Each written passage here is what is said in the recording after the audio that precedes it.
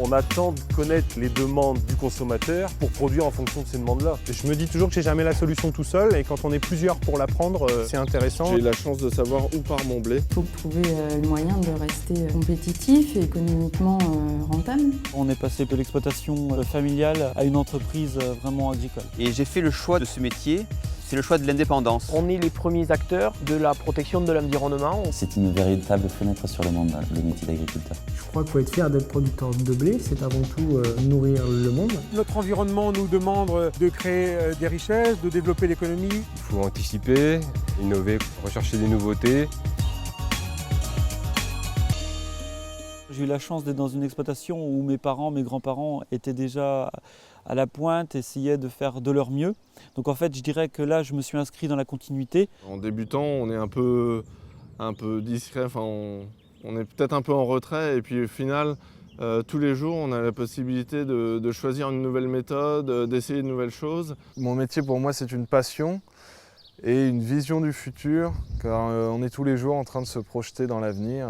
Et j'ai fait le choix de ce métier, c'est le choix de l'indépendance, de pouvoir choisir ses cultures. Mon mode de fonctionnement, c'est plutôt de rechercher toujours, innover.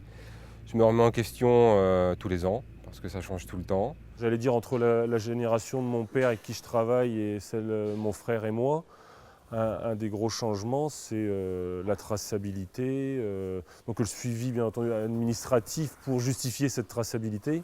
Je ne me vois pas du tout pratiquer mon métier au bout d'un chemin sans voir personne pendant plusieurs mois. J'ai vraiment besoin d'avoir des gens au téléphone, des techniciens, de se rassurer des fois avec deux avis différents et puis ouvrir sa boîte mail, trouver une news, recevoir un texto d'alerte. L'avenir, déjà, ça va être s'adapter aux nouvelles réglementations européennes et à la PAC.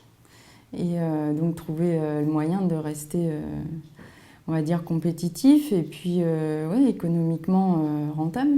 Et il y a une dimension économique de nos productions et de notre contribution positive à la balance commerciale du pays qui démarre de l'exploitant, de son exploitation, de sa production et qui, consolidé, est un atout pour le pays. Notre objectif, c'est de produire le plus possible au plus bas coût possible. Mais ça dépend aussi du contexte économique mondial. C'est vrai que l'agriculture est souvent la base de beaucoup d'autres développements et de faire des céréales, ça a permis de nourrir les populations. Depuis 5 ou 10 ans, le métier d'agriculteur est un métier qui a évolué comme peu d'autres l'ont fait, en matière de modification des pratiques pour répondre à des contraintes environnementales. Ça ne nous pose aucun problème.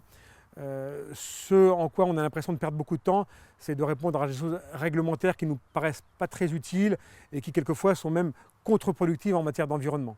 C'est aux instituts techniques un petit peu de nous donner les leviers, c'est eux qui nous donnent notre nouvelle façon de fonctionner. Ce n'est pas nous qui pourrons effectivement révolutionner l'agriculture tout seul dans notre coin. C'est fini l'agriculture de grand-papa, les deux pieds dans la boue. Aujourd'hui, l'agriculture, être agriculteur, c'est être chef d'entreprise, c'est être branché, être connecté, être capable d'innover pour séduire demain des jeunes qui seront la relève du monde agricole.